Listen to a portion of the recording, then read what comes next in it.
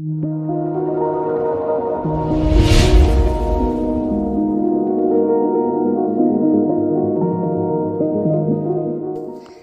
début de cette série de vidéos, nous avons défini les objectifs du réseau. Puis, nous avons réalisé une présentation au sujet des formations de renforcement et de réappropriation des connaissances.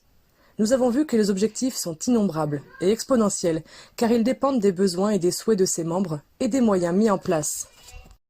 Pour rappel, ces objectifs peuvent être la recherche de convivialité et l'envie de rencontrer de nouvelles personnes, obtenir les avantages dont nous parlerons dans la vidéo traitant des bonus du réseau qui permettront d'adoucir l'inflation, obtenir des connaissances pour soi, pour par exemple construire ou restaurer son logement, changer d'orientation professionnelle ou encore atteindre l'autonomie physique et mentale.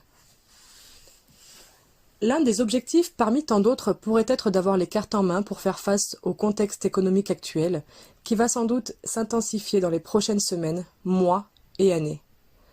Pour répondre à cela, nous allons aborder notre point numéro 3 qui est d'acquérir diverses infrastructures qui représentent un moyen d'agir dans les domaines clés qui sont essentiels à nos vies et celles des générations futures.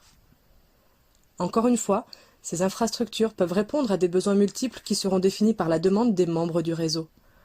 Elles peuvent être un lieu de travail, un lieu de production, un lieu d'apprentissage, un lieu axé sur la convivialité ou encore tout cela à la fois. Ces infrastructures ou ces investissements doivent dans un premier temps être géographiquement accessibles, donc proches de la population, pour servir au plus grand nombre et permettre que d'autres nous rejoignent. Une cabane perchée en haut d'une colline est à notre sens un lieu extrêmement agréable pour se couper du monde, se ressourcer et repartir de plus belle. Mais comme on peut l'imaginer, ce type d'investissement ne permet pas de répondre à un besoin commun et vital, il ne permet pas non plus d'attirer le nombre, car il est loin de tout, et n'offre malheureusement que très peu de solutions. Malgré tout, cet investissement peut être intéressant pour diverses raisons, il suffit simplement de reporter son acquisition. De manière imagée, l'idéal serait de mettre le train sur les rails et qu'il soit capable de produire son propre charbon pour s'autosuffire avant de prolonger la voie ferrée. Il faut en fait au minimum que ces investissements s'autofinancent. En termes d'acquisition d'infrastructures et donc dans le but d'offrir des solutions aux membres du réseau, ils seront conviés à partager leurs visions, leurs souhaits et leurs ambitions.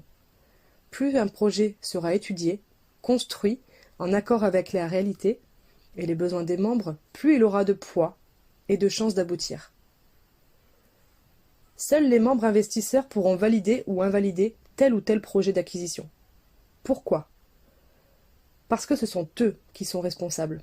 C'est eux qui prennent les risques et qui sont garants du bon développement du réseau. Les membres investisseurs sont responsables de leurs choix et des conséquences qui peuvent y être associées.